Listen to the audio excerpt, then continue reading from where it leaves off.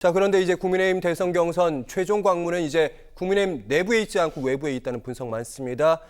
이 경선의 승자 좁혀가고 있지만 최종 관문은 한덕수 대행 아니냐 이런 관측도 나오고 있는 건데 어제 한덕수 대행의 대선 출마 촉구하는 국민추대위가 출범했습니다. 오늘은 또 언론 인터뷰도 시작이 됐다고 합니다. 손학규 전 대표가 언론 인터뷰를 했는데 국무총리를 하면서 야당한테 두드려 맞으면서 맷집이 강해진 한덕수. 통상 위기 안보 또 위기 관리하면서 통상 위기 안보 위기를 관리하면서 7공화국의 개헌을 준비하는 대통령이 되기로 결심을 한다면 도와줄 수도 있다. 이렇게도 좀 해석할 수 있는데 주변에서 돕겠다는 분들 이름을 건 분들도 나오고 계시네요. 네, 이제 서서히 이제 수면 위로 이제 올라오는 거죠. 어제 이제 추대위가 하나 떴습니다. 근데 지금 추대위가 하나가 아닙니다.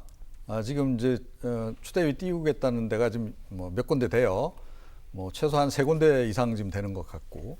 근데 이제 결과적으로는 이제 뭐 어느 한쪽으로든 이제 통합이 돼서 이제 가지 않을까 이제 그렇게 이제 예상이 되긴 하는데 이제 그러면서 이제 뭐 손학규 이제 전 고문 이제 조금 전에 나왔습니다만 이제 이런 약간 중량급들도 서서히 좀 움직이기 시작하는 그런 이제 조짐이 좀 보인다.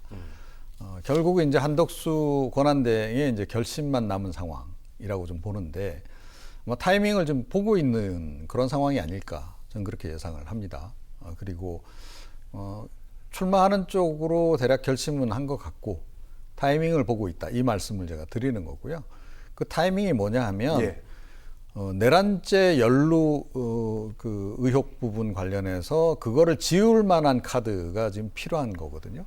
제일 좋은 카드가 한미통상협상에서 뭔가 성과를 내는 그런 그림이죠.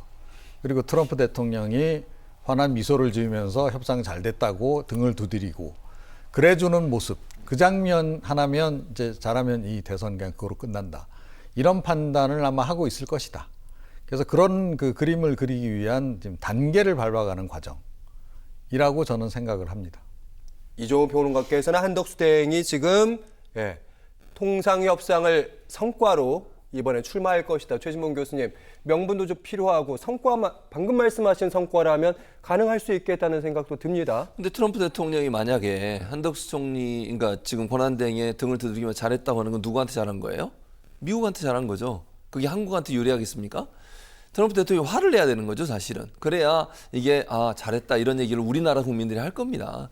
관세 압박에서 과연 이겨낼 수 있을까요? 한덕수 대행의 지금 태도를 보면 미국의 입장을 대단히 존중하는 모습이에요. 물론 그 협상 전략이라고 볼 수도 있겠지만 그것이 과연 다 내주고 오는 것이 아닌가 하는 우려가 많고요, 첫 번째로. 두 번째는 본인은 지금 소위 심판이에요. 대선을 관리해야 될 사람이라고요. 심판으로 있던 사람이 갑자기 나 그만두고 나오겠다고 뛰쳐나오는 게 과연 국민들이 볼 때 어떤 생각이 들겠습니까? 명분이 있는 겁니까? 저는 없다고 생각해요. 물론 저는 한덕수 권한대행이 나올 거라고 생각합니다. 그건 저는 그렇게 예상을 하지만 그렇게 나오는 것이 국민들한테 좋게 보일 거냐? 그건 아니라고 생각해요. 명분도 없어요. 나오려고 했으면 빨리 나왔어야죠. 그리고 경선도 참여했어야 됩니다. 국민의힘 경선 참여하지 않고 있다가 나중에 나와가지고 거기서 3번이나 단계를 거쳐가지고 왜냐하면 저는 누구도 50% 넘을 거라고 생각하지 않거든요. 2차 경선에서. 그렇기 때문에 3번을 해야 돼요. 경선을. 그래서 올라온 사람과 마지막에 자기가 하겠다? 이게 명분이 되는 건가요? 저는 아니라고 봅니다. 국민들이 볼 때 이건 명분이 될 수도 없고요. 두 번째는 아까도 말씀드렸지만 심판으로 관리를 해야 될 사람이 갑자기 출마를 하겠다고 나서는 것도 국민들에게 비판의 대상이 될 거다. 또 어떤 것으로든 저는 명분을 세울 게 없다고 봅니다. 다만 그럼에도 불구하고 한덕수 총리는 나올 거라고 저는 예상합니다.